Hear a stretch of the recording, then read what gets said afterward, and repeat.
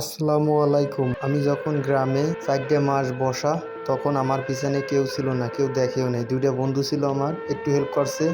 তখন আমি ভেবে পাচ্ছি না কি করবো। আল্লাহর কাছে দোয়া করলাম যে আল্লাহ একটা কাজের ব্যবস্থা করে দাও।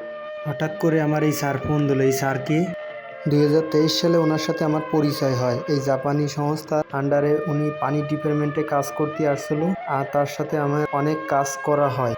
স্যার কাজ সেরে ঢাকা চলে যায়। আমি বললাম, স্যার আমার একটু নেওয়া যায় নাকি ঢাকা? স্যার বলল, আমি ঢাকা যেয়ে তোমারে নক দেবো। তারপরে স্যার করলো কি, গ্রামবাসী এলাকায় নিয়ে আর কি খোঁজখবর নিল যে আমি কেমন, ছেলেটি কেমন, খোঁজখবর নিল।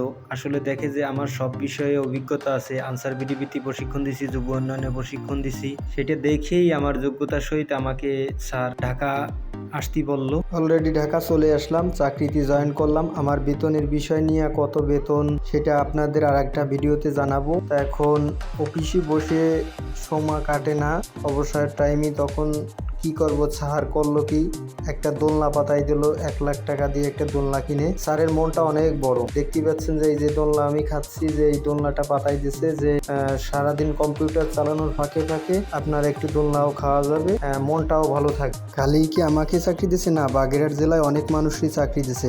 আমার এই স্যার রাজনীতির সাথে কোনো যুক্ত নেই। এই স্যার ভালো কিভাবে বললাম, যখন বাংলাদেশে করোনা আপনার সারা দেশে ছড়িয়ে গেছিল, তখন সে ঢাকা শহরে থাইকা অনেক মানুষের সহযোগিতা করছে, সকল গরিব মানুষের পাশে এসে দাঁড়াইছে।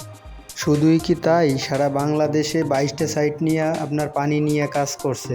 অথচ দেখেন, আমি গ্রামে ৪টে মাস বসে রয়েছি, তখন আমার কত ভাই ব্রাদার ছিল, আত্মীয় স্বজন ছিল, কেউ হেল্প করে দেখেও নেই, একটা চাকরিও দে নেই, ফিরেও তাকায়নি। অথচ ইনি স্যার হলো বিদেশি মানুষ, তারপরেও দেখেন আমাকে চাকরি দিয়েছে, অনেক সম্মান দিয়েছে। এরকমের কয়জনে দে? তা দর্শক, আমার জীবন কাহিনী নিয়ে কিছু ভিডিও আপনাদের দেখাইলাম। যদি ভালো হয় অবশ্যই একটা লাইক করবেন, আমার সাথে থাকবেন। আর আমার বেতন কত, আমি কি কাজ করি, বিস্তারিত আর একটা ভিডিওতে দেব। আল্লাহ হাফেজ।